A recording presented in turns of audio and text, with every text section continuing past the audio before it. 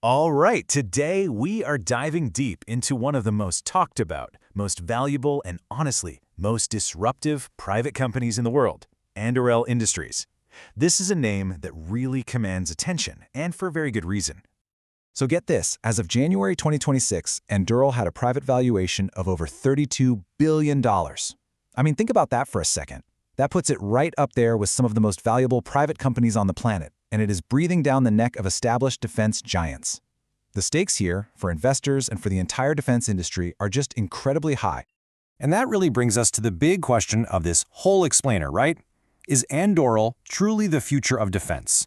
Is this the company that's poised to become the first new prime contractor in a generation? Or is this just a classic case of venture capital hype with a valuation that's just gotten way too big, way too fast? Okay, let's get into it. To even begin to answer that, we have to understand what Anduril actually is. So we're going to break down its core mission, we'll look at its unique business model, and we'll get into the fundamental risks that could totally derail its ambitious plans. So, Anduril was founded back in 2017 by Palmer Luckey. You might know him as the creator of Oculus VR. And its mission, well, it's nothing short of audacious. They are trying to completely transform military capabilities by bringing that Silicon Valley speed and innovation to the, let's be honest, traditionally slow-moving defense industry. The whole idea is to build hardware, things like drones and sensors, that are all defined and controlled by this really powerful, adaptable AI software backbone. Now this slide right here, this gets to the absolute heart of Anduril's competitive advantage. See, legacy contractors, they usually work on what's called a cost-plus model. The government says what it wants, it funds the R&D, and it pays the contractor for their costs, plus a fee. It is notoriously slow and super expensive. Anduril just flips that whole model on its head. It uses its own venture capital money to develop products first, and then it sells those finished products to the government at a fixed price. What does that mean? It means they can move faster, they can innovate quicker, and they basically control their own destiny. So, okay, how do they make their money? Well, the revenue breaks down into 4 key streams. First, you've got the upfront hardware sale of their autonomous systems.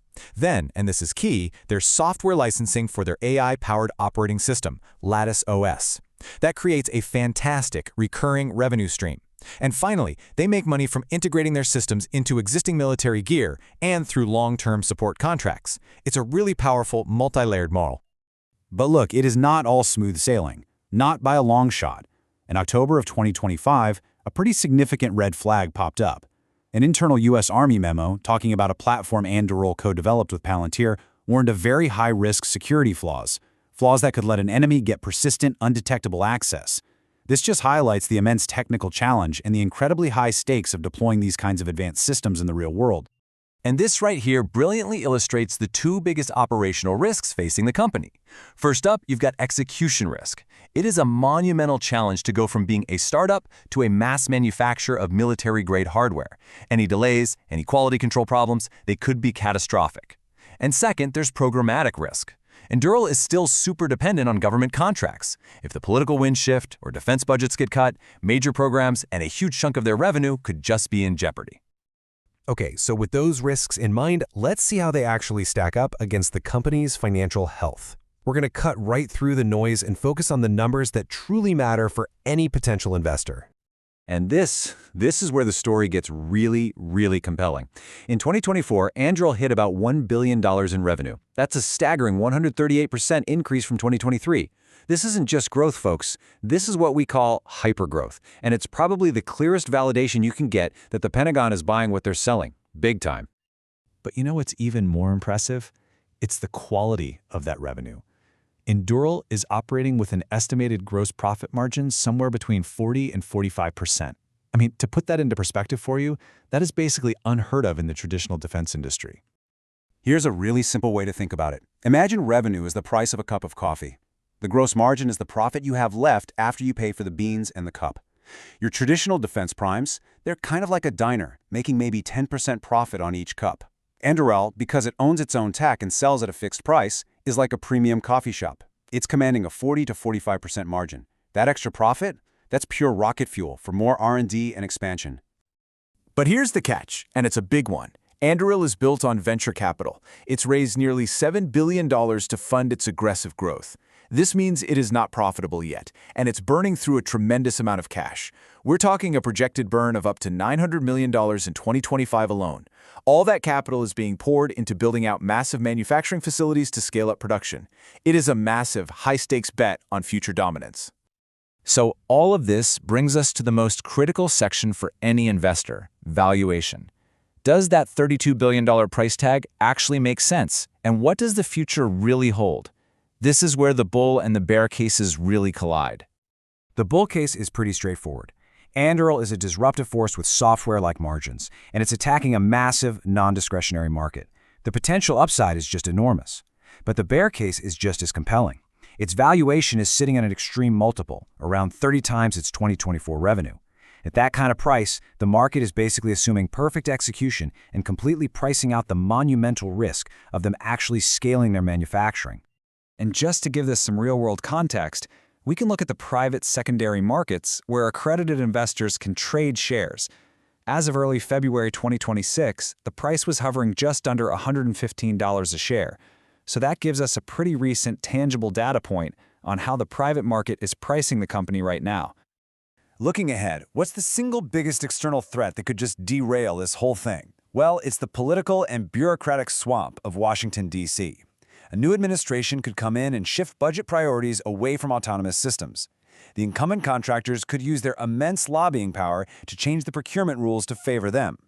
This is a risk that's completely outside of Anduril's control.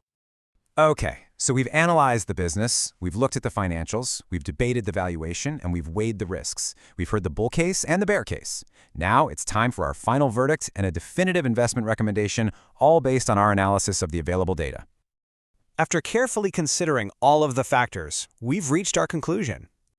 Our recommendation is a buy. Now, this is specifically for accredited investors. Those are individuals who meet certain income or net worth requirements and who are comfortable with the high risks that come with these late-stage private market assets. We are issuing a 12-month target price of $155 per share. This reflects our belief that Anduril's disruptive potential and its explosive growth justify that premium valuation, with significant upside still on the table as it proves it can manufacture at scale.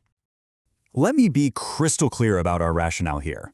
The single strongest argument for this recommendation is Anduril's powerful combination of a disruptive business model, a software moat with its Lattice OS, and this growing industrial moat with its new manufacturing facilities.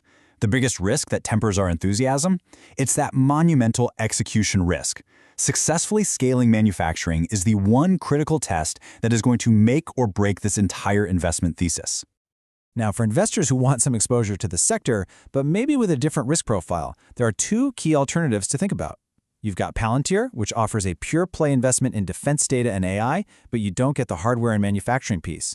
Then, on the other end of the spectrum, you have a legacy giant like Lockheed Martin. That's a more defensive, established incumbent that offers stability and dividends, but without any of Anduril's hypergrowth potential. And that leaves us with this final, really provocative thought. The Pentagon is clearly, loudly signaling a massive shift in how it buys technology. The future of defense is not going to look like the past. So the question isn't really if a company like Anduril will succeed anymore, but rather, who is ultimately going to own that future? We want to know what you think, and what company should we put under the microscope in our next explainer? Let us know down in the comments. And hey, if you found this analysis valuable, make sure to subscribe. Thanks for watching.